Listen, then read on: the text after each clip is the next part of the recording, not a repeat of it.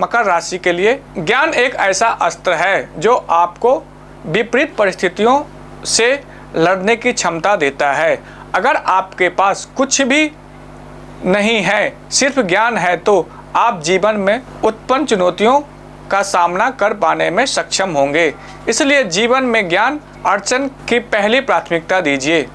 नमस्कार, मैं पीके पंडित, हमारे चैनल पर आप सभी का स्वागत है।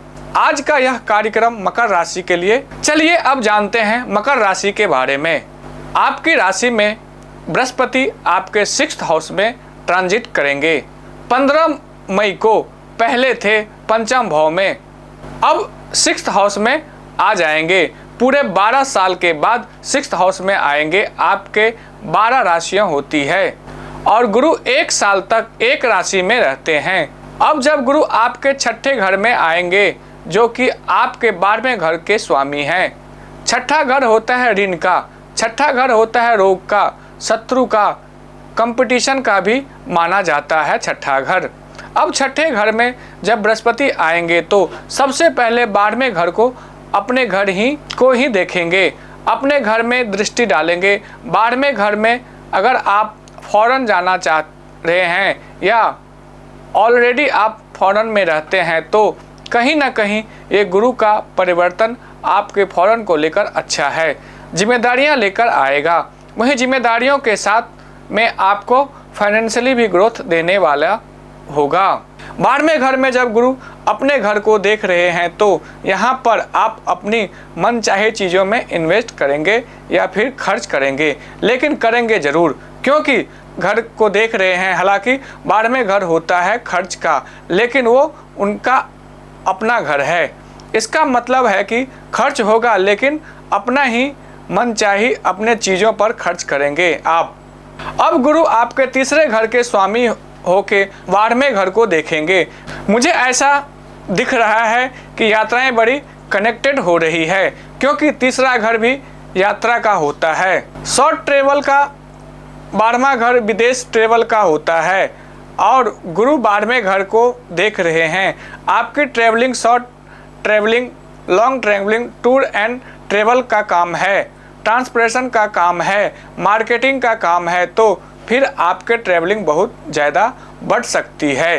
काम को लेकर ज़्यादा ट्रेवल हो सकते हैं। गुरु का 6ठे घर में बैठना अच्छा नहीं माना जाता है, क्योंकि जब गुरु पीड़ित होते हैं या फिर 6ठे, 8वें और 12वें घर में होते हैं तो कहीं ना कहीं सीनियर से हमारी आर्गूमेंट हो जाते हैं, या फिर कहीं ना कहीं हमारे उनके साथ में अंडरस्टैंडिंग नहीं बन पाती है। यहाँ पर आपको अपने सीनियर की रिस्पेक्ट करनी होगी, अपने गुस्से पर कंट्रोल करके चलना होगा। फैट का बढ़ना, मोटापा बढ़ना या थोड़ा बहुत इंडाइजेशन हो सकता है आपको, इसका विशेष ध्यान दीजिएगा।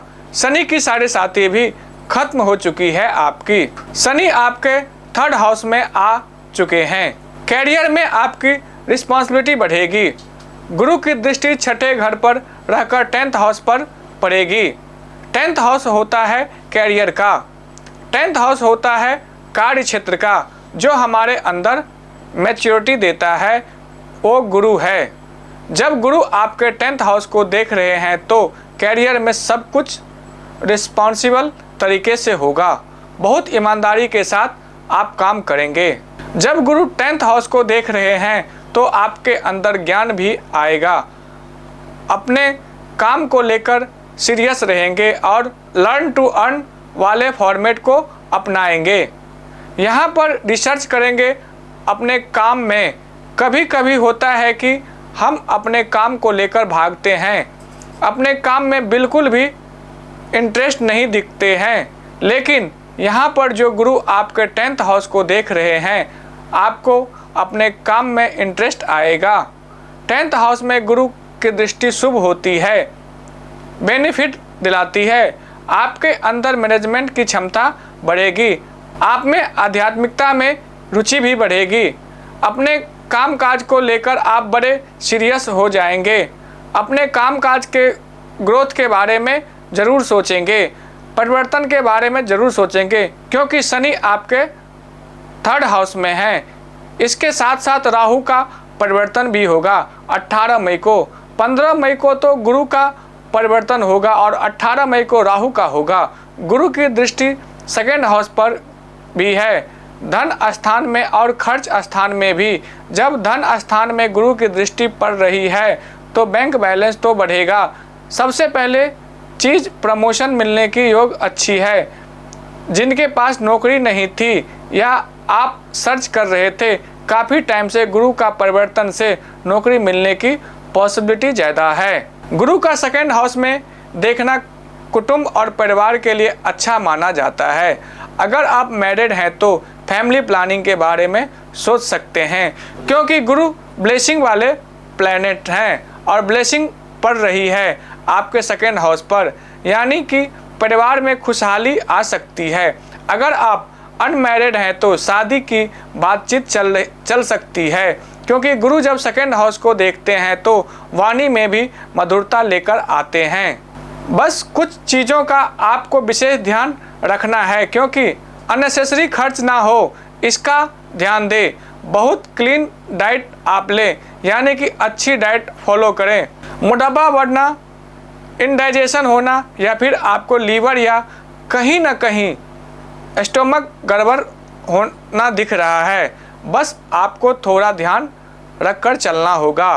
खासकर जब आप ट्रैवलिंग करते हैं तो विशेष आपको ध्यान रखना ही होगा। अब आपको बताते हैं कि क्या उपाय करना चाहिए। मकर राशि के स्वामी बनते हैं शनि, तो शनि का बीज मंत्र का जाप करना चाहिए। धन्यवाद।